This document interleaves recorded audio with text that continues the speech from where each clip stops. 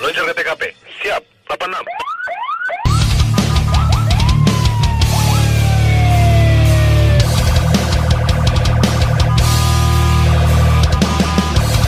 Jadi bullying di sini adalah tindakan, ya, tindakan aksi seseorang kepada orang lain. Nah, yang kami sebut orang ini adalah terutama anak-anak di sini, ya.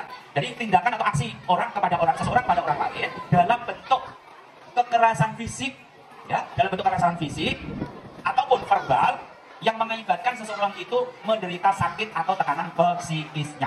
Ada juga niatnya membuli. Contohnya apa? Nanti tolong aku dikasih contoh hasil pekerjaan rumahmu, PR-mu, saya mau nyontek. Kalau nggak kamu kasih, awas, nanti pulang sekolah, nanti saya hajar, umpamanya. Ini satu, sudah ada ancaman. Kedua, karena tidak diberi contekan, akhirnya terjadi. Setelah pulang sekolah, langsung ditempeleng, dipukul, ditendang. Nah, ini berarti sudah punya niatan langsung menyakiti.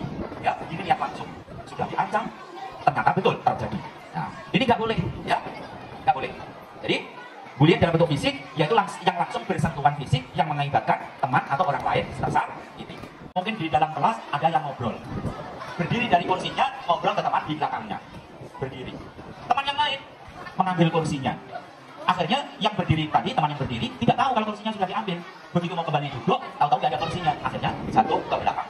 Kalau jatuh ke belakang, ini sangat-sangat bahaya. Ucapan yang bagaimana? Di sini kok bisa masuk kategori bullying atau membuli? Salah satunya adalah ucapan-ucapan yang membuat seseorang itu malu, yang membuat seseorang itu akhirnya down mentalnya, ya, psikisnya turun. Yaitu dengan kata-kata, mungkin kata-kata kotor, mungkin dengan kata-kata cemoohan, ya, misui istilahnya, ya. Terus kemudian dengan panggilan-panggilan yang tidak sesuai. Kalau manggil teman sesuai namanya, nggak boleh dengan panggilan-panggilan julukan yang memalukan, ya, pakai isu-isu, pasti anaknya kurang baik. Harus sama-sama saling menghargai. Kalian belajar menghargai Bapak Ibu guru. Tindakan bullying atau kekerasan terhadap anak adalah Undang-Undang Perlindungan Anak, yaitu Undang-Undang Nomor 23 tahun 2002. Ini ancaman hukumannya nggak main-main, ya, bisa sampai 4 tahun penjara. Ya, makanya, ya, nggak boleh menyakiti orang lain, karena perbuatan menyakiti itu adalah perbuatan yang dosa, yang dibenci oleh Allah SWT. Ya, kita sesama umat, sesama manusia harus bisa menjalin komunikasi baik, ya, nggak boleh saling menyakiti. Hablum minan nas, harus bisa berbuat baik, bisa berhubungan baik dengan sesama teman, ya. Jadi ada undang-undangnya, ada ancaman hukumannya.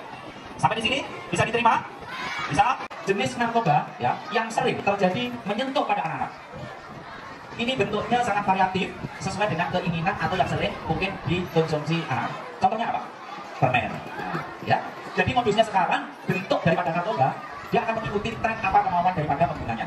Ya, ada bentuk permen. Sasarannya ke anak-anak, penghapus. Kemudian aromanya, ada yang aroma mungkin menurut kalian itu enak, seger. Ada. Itulah salah satu. Itu yang namanya adalah zat adiktif. Ya.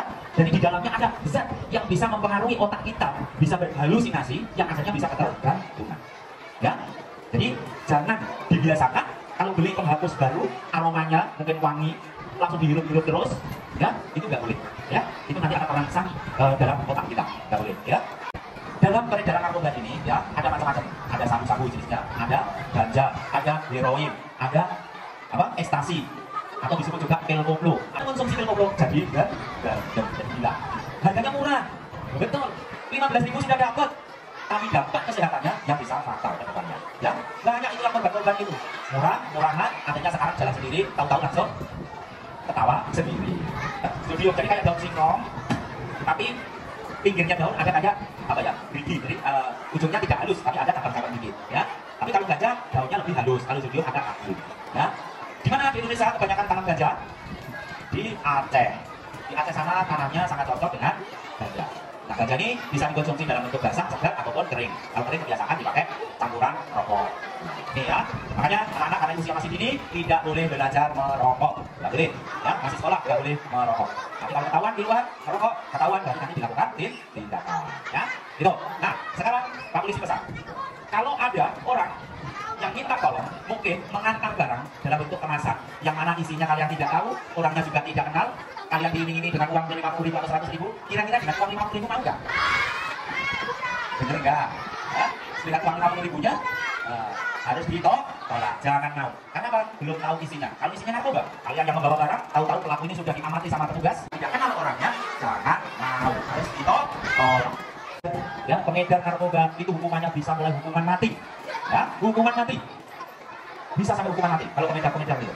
Ya, bisa juga dihukum seumur hidup, bisa juga dihukum sampai 10 tahun, 5 tahun berdasarkan besar kecil kasusnya. Ya. Nah, sekarang kalau sampai kena narkoba maka akan nyesal seumur hidup. Kenapa? Satu, orang kalau sudah kena salah, nanti di saat mau ngurus SKCK, surat keterangan catatan kepolisian, di kantor kepolisian, maka mereka akan nyesel karena di dalam SKCK pasti bunyi pernah terlibat kasus narkoba. Itu akan muncul. Pernah terlibat kasus pencurian akan muncul. Nah, ini yang mana akhirnya SKCK tidak berguna. Ya, memang dalam SKCK tapi di dalamnya ada kata-kata mau melamar pekerjaan pasti ditolak. Ya, nah ini makanya ancaman hukumannya cukup tinggi. Terkait adanya gangster, adanya kelompok-kelompok gerombolan, ya, akhirnya terjadi tawuran, penganiayaan, bahkan bisa fatal terjadi pembunuhan. Nah, ini semua berangkat dari kenakalan remaja. Dari anak-anak harus sudah mulai belajar untuk tertib, disiplin, patuh yang tadi saya sampaikan. Sehingga jangan terpancing ajakan-ajakan teman-teman kalian yang lebih besar. Mungkin usia SMP, mungkin usia SMA, yang diajak malam-malam karena diajak keluar naik motor, tidak tahu kemana, tahu-tahu diajak nongkrong bareng-bareng, ternyata kelompok geng motor, ternyata kelompok grup tawuran. Harus hati-hati dalam pergaulan, ya. Jangan mudah diajak gini-gini. Selesai belajar istirahat, nggak boleh nongkrong malam-malam di luar. Ya, saat ini kami telah melakukan kegiatan jam malam. Kalau kedapatan nongkrong-nongkrong di tempat sepi atau tempat-tempat yang tidak semestinya, maka akan kami lakukan penindakan. Satu, kalau bawa motor akan kita amankan ke kantor polisi. Orang tuanya nanti yang akan kita minta hadir ke kantor polisi untuk menjelaskan, untuk mengetahui supaya anaknya tidak biasa keluar malam yang bisa merugikan orang lain. Saya tekankan, saya peringatkan, kalian belum diizinkan, ya, belum boleh. Kalau orang tua kalian memfasilitasi motor, kalau sampai terjadi kecelakaan, maka orang tua kalian kena pidana. Tahu? Kenapa? Tidak bisa melindungi anaknya, atau karena udah memperlindungan anak. Karena anak masih di bawah umur, malah dikasih motor. Maka ini tolong dijelaskan kepada wali murid Bapak Ibu. Ya, jangan karena mampu membelikan, akhirnya anak masih usia dini diberikan motor.